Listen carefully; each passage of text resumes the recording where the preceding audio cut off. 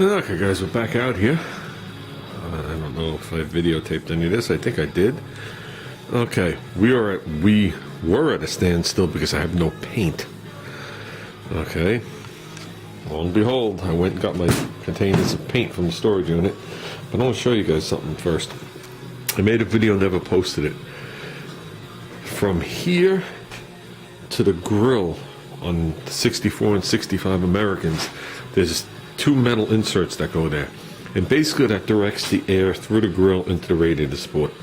Doesn't allow it to blow over into the engine compartment or do a circular thing. That's what the purpose is. I don't have a set.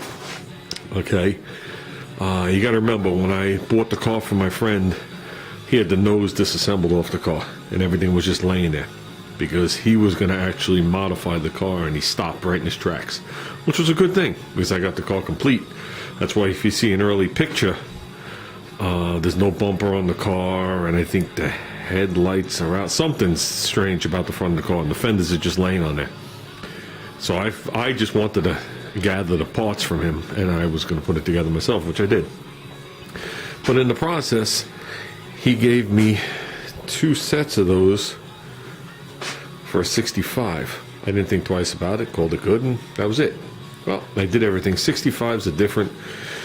The radiator support jots out further on the 65 than the 64, even though it's the same nose, because in 65 you're able to get the 232, which is the modern day straight six American motors, like a 4-liter, which is longer than the original flathead or the 195.6 or 196.5, whatever it is, overhead valve job. It's a longer engine, so they had to fit it. Then in 66, they lengthened the nose, and they also put that bump in the back for the head of a V8. But here, I want to show you guys real quick so we don't have to waste any more time on this. The forward one, okay, there's obviously two of them. They're separated with the latch and all that. The forward one is a 65, the rear one is a 64. Okay, you cannot intermingle them, and I'll show you right off the bat why. The width is the same, but when you lay a 65 on top of a 64, you can clearly see that the 64 is deeper because the radiator support jots out on the 65. So they had to clearance this. They had to clearance this over, and they come up further, and they screw right onto the front of the radiator support.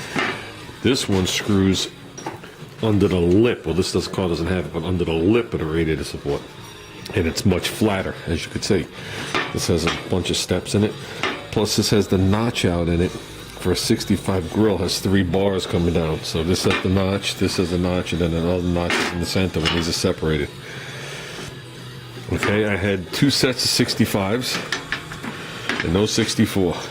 And someone on the AMC forum is building a 65, and he posted a wanted ad, and I never checked the wanted ads, and accidentally I clicked on it, and I was like, 65 grill. So I clicked on it to see what it said, and the guy was looking for a pair of 65 grill inserts. So I sent him a picture of both sets that I had, and I showed him which ones were for sale of the two. And I said, but truthfully, I'm looking for someone to trade me for a set of 64s. So he sent me a link to someone that had a set of NOS 64s. And when it was all said and done, it was an even swap. Even though money changed hands in a triangle, it was an even swap. I got rid of my Cherry 65s for a set of Cherry 64s that I've never been on a car. And then it says the original whatever coating they put on there. I'm assuming this is lacquer. So we finally got a set for the wagon, to make a long story short. So we will work on those. Not today. But I got them. That's all that matters. I mean, it didn't cost me anything. And as far as I know, he should have got his today. And I'm sure he's going to be pleased. In this box here is a bunch of dipstick tubes. I don't think we talked about any of that. Here's the old tube. It looks like that because I went with a pair of pliers and scraped off every bit of paint. Every bit of paint to show you guys the pock marks that were in it. Here was the upper part. It looked like shit. I should have took care of this the first time. But it's such a hairy thing to get the new dipstick tube in. It really is. Okay. It goes in right here. And when you go to put it in, it doesn't even make the bend through the block. So you got to tap it past there. And when you got to tap it past there, these two wedges have to be driven into the block. And unless you got the tool, you ain't doing it. I can tell you that from first-hand experience. I bought a pair of these. I bought a pair of dipsticks. I didn't realize they sold these without the dipstick, or else I would have just bought like 4 of these just to have them in stock. They weren't expensive, but the tool's not here yet. The tool could possibly be here today at UPS. UPS comes late. Basically, the tool is a block of steel shaped like an L, and they bore a hole in it, then they recess a little area to hold this little dimply thing right here. Okay, then they machine the front of it perfectly flat, and it rides right on the flat spot of this block. And you put everything there, and it sticks out, comes this way, and it's this big square thing, and you tap it with a hammer and it pushes it square. It doesn't bend it in either direction, and it seats it down in. And basically, to line it up, you just put the tang back on the valve cover there, and then you beat it in. But I put marks there to where mine was, just to be on the safe side. So, with that said, I know we talked about the gear being on. I put the oil slinger back on. Yeah, let's take a minute break here. Let's get this straight this time. This is the paint that I used on my wagon motor. Got like a quarter of a can left in it.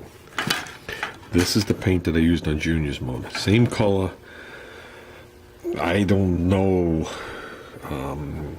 what brand the actual paint is that's in it. Like this is Omnipack Krylon. It's not Krylon. I don't know what brand paint is filled in here. I'm assuming it's enamel. That's what it seems like. Okay. Same goes for here with this stuff. I thought I was done with this paint, so I actually ordered a can. Okay. But that paint can's going to take a while. This can here, from the feel of it, has about that much paint in it. This one here, that's enough to miss something with it.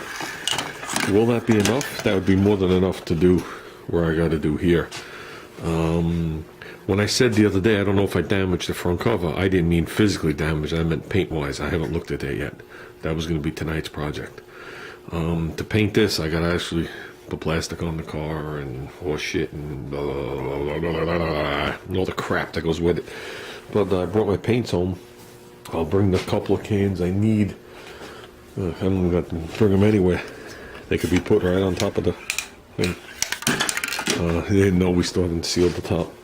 So I just got to go through here, see what I got, see what I need, and hopefully I got some primer. I see some great cans. I don't think I have any self-etch left, but I will look through, see what I got. This one's engine enamel primer. That sounds like the winner. Yeah, that sounds like a winner. Wheel paint. This right here, called Graphite. SP189 by VHT wheel paint. This is the paint on Rubens manifold, if anybody's ever interested in that. I love that color. I thought that came out awesome.